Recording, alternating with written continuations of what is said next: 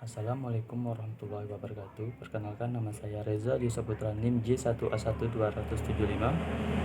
Saya di sini akan mereview ceramah yang berjudul Mengetuk Pintu Langit Menebar Damai di Bumi dalam Menjaga NKRI. Baiklah, saya akan mereviewnya. Ustadz Nasaruddin Umar, apabila suatu surat diawali dengan kata subhana atau tabarakah, artinya maha suci, itu menjelaskan tentang suatu yang tidak bisa dijangkau oleh akal tetapi harus lewat keyakinan. Perjalanan menuju langit puncak hanya dalam sehari semalam. Itu pun sebenarnya tidak perlu kita persoalkan, sebab yang mengundang adalah Allah. Yang mensyaratkan Isra Mi'raj itu bukan hanya Nabi Muhammad SAW.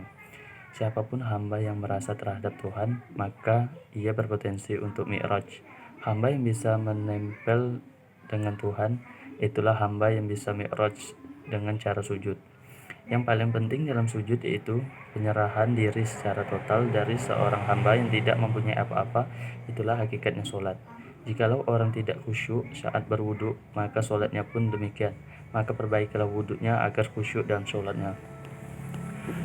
Yang bisa mendaki langit bukan mereka yang musyrik, melainkan yang hanya menyembah Allah. Selain itu, kita harus menciptakan kualitas lailiyah yang dapat diartikan sebagai malam ataupun keheningan. Mengapa? Karena akan lebih khusyuk apabila malam hari. Kalau kita ingin mendaki, maka harus kita awali dengan sujud, yaitu dari masjid ke masjid. Maka Allah akan memberikan keberkahan di sekitar tempat sujud itu. Maka untuk melihat sesuatu yang ajaib itu sulit, kecuali apabila hatinya bersih, sehingga jangan sampai kita mengotori hati kita apabila kita menembus langit. Ayat yang pertama diturunkan yaitu Iqra atau bacalah. Baca apa di situ? Itu bukan membaca Al-Quran karena belum diturunkan, tetapi ada dua jenis macam Quran, yaitu Quran dalam bentuk kecil tertulis dan ada Al-Quran yang berbentuk alam semesta. Kebanyakan kita memahami Al-Quran kecil tetapi tidak dengan Quran besar. Begitu sebaliknya orang barat. Alangkah miskinnya seorang murid apabila hanya berguru pada orang hidup. Roh itu tidak pernah mati, yang hancur hanyalah tubuh. Maka itu ulama besar masih sering didatangi Nabi Muhammad SAW.